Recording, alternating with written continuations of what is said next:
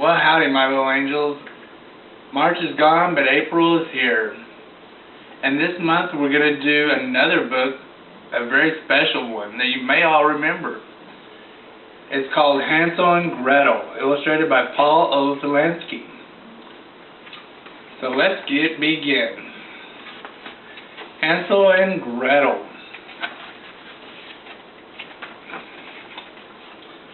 At the edge of a great forest there once lived a poor woodcutter.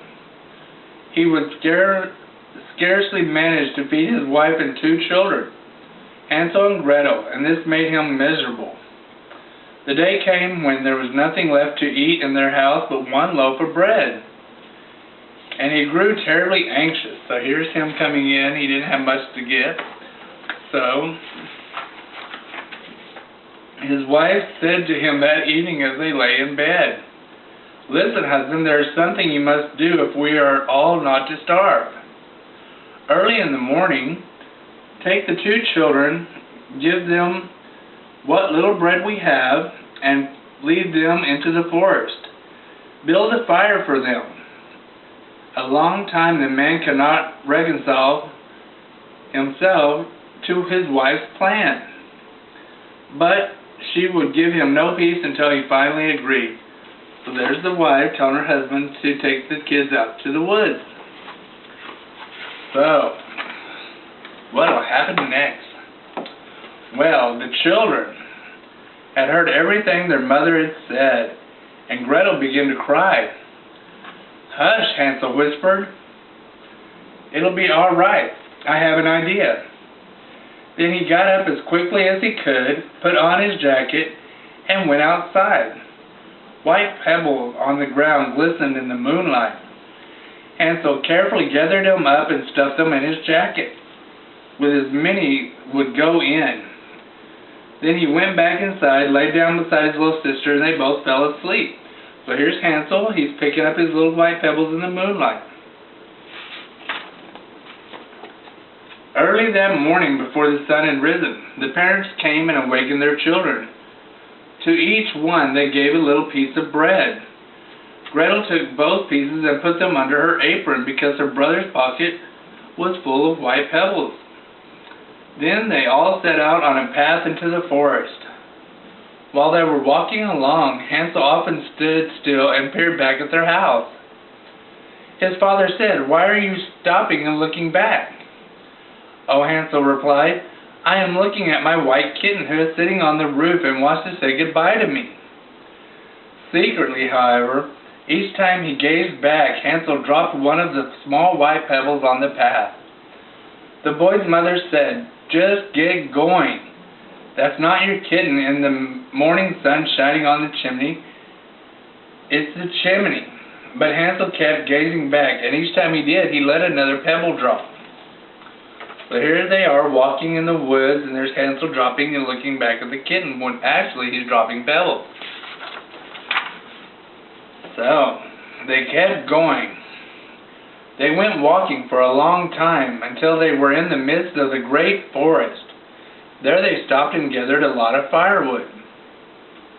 Their father lit a huge fire, and when it was burning brightly, their mother said, "Rest a while, children. You and our father are going off to cut some more wood. Wait here by the fire until we come back." The children sat by the fire and ate their bread. They waited until nightfall, but their parents did not return. When it grew very dark, Gretel began to cry. But Hansel said to her, "Wait just a little longer, until the moon is up." So here they are by the fire, Hansel and Gretel, waiting for their parents to come back. Well, and when the moon was up and the white pebbles gleamed in the moonlight and showed them the way, Hansel took Gretel's hand, and together they walked all through the night. In the morning they reached home. Their father rejoiced to see them, for he had not been happy about what he had done. But their mother was angry, so here they are. They found their house with the white pebbles. Not long after that, again there was nothing to eat in the house. And again, after going to bed, the children heard their mother tell their father that he must take them to the forest. deeper than they had gone before. And again Gretel began to cry. And again Hansel got up very quietly to go out and gather pebbles. But when he got to the door, he found that his mother had locked it. Hansel too grew sad and could not comfort his little sister. There's Hansel, and he's trying to comfort little Gretel. So, early in the morning before daybreak, they all got up, and each of the children was given a small piece of bread. As they walked along, Hansel often paused and gazed back. His father asked, "Why are you always stopping and peering back at the house?" "Oh," Hansel gathered, "I am looking at the little white pigeon, who is perched on the roof and wants to say goodbye to me." Secretly, and so slightly, he crumbled up a little bit of bread, and each time he turned around, he would drop a crumb on the path. His mother said, "Just keep going, this is not your little pigeon. It is the morning sun streaking the chimney." But Hansel kept glancing back, and each time he did, he dropped another crumb. And when they had come even deeper into the forest, to where it was the thickest, they stopped. Their father had built another large fire. The mother told them to rest and wait while they went off to get some more wood. As they sat by the fire, Gretel gave her half of bread to Hansel, for her brother had strewn all his along the path. They waited until evening, but no one came to fetch them. So here's little Hansel back here peering back, dropping the bread. Here's Gretel being drugged by the mother. And then, when it grew very dark and the moon rose, Hansel looked for the breadcrumbs, but they were all gone. I wonder what happened to them.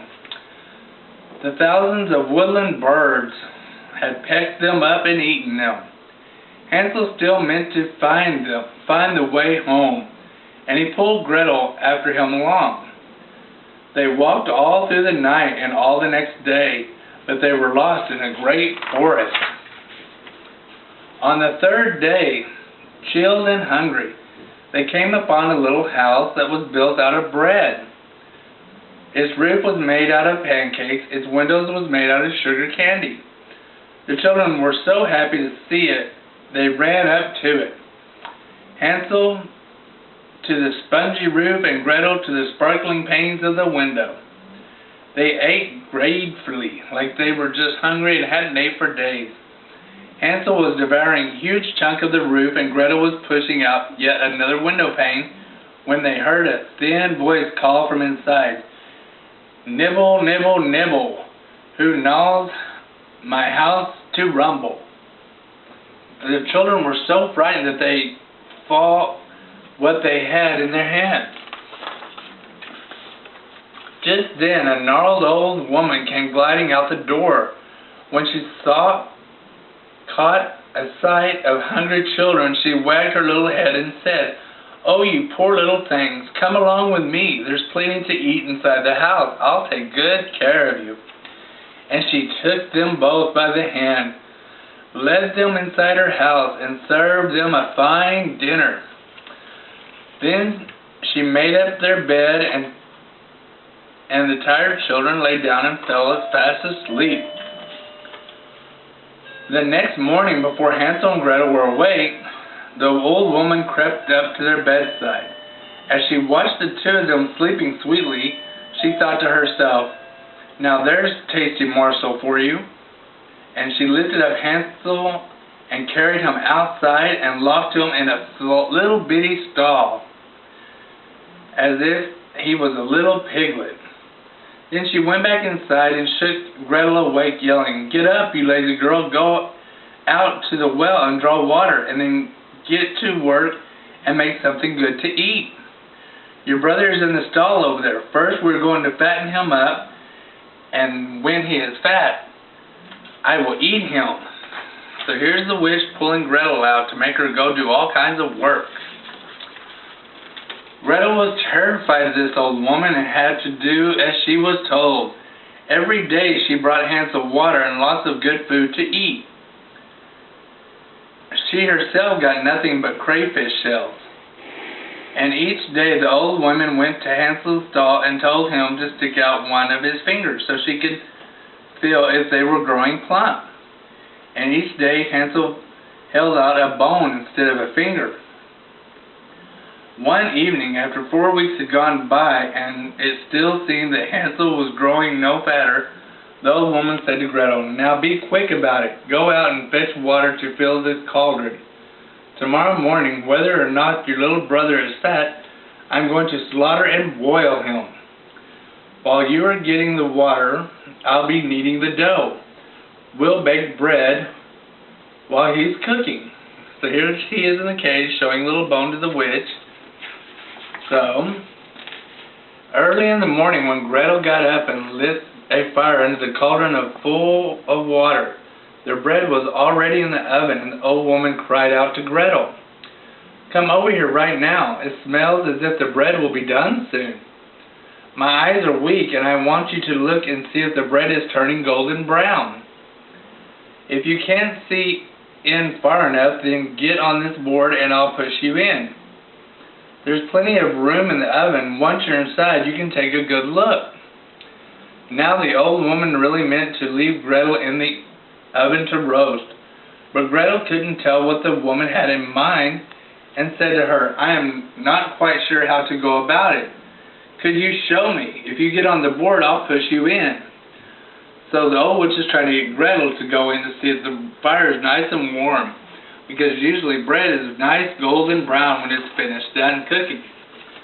Well, and then the little old woman sat on the board and Gretel pushed her into the oven as far as she could. Then she slammed the door and fastened the iron bolt inside the oven. The old witch screamed and howled, and while Gretel was running away, the old witch burned into ashes. Gretel ran directly to Hansel's stall and let him out. She told him what she had done, and the happy children hugged and kissed one another. So here's Gretel. She's pushing the old witch into the fire. And here's little Hansel over here in the cage. One last time they went back inside the witch's house. Everywhere they looked was precious gems of sparkling jewels. They took all that they could carry with them and set off for home. They walked and walked, and at last the woods began to look familiar. So here they are. They done got rid of the old witch, and now they're taking her jewels because she don't need them no more. When they arrived home, their father wept with joy to see them. Their mother had died. He told them every day that they were gone had been filled with sadness. Now they emptied their pockets of glittering jewels, and the woodcutter and his children lived happily ever after. Well, that's April's story of the month. It was Hansel and Gretel. Really great story. And, as always, it's a pleasure reading stories to y'all. So always remember, when you think pink, think of me. Love, Alize.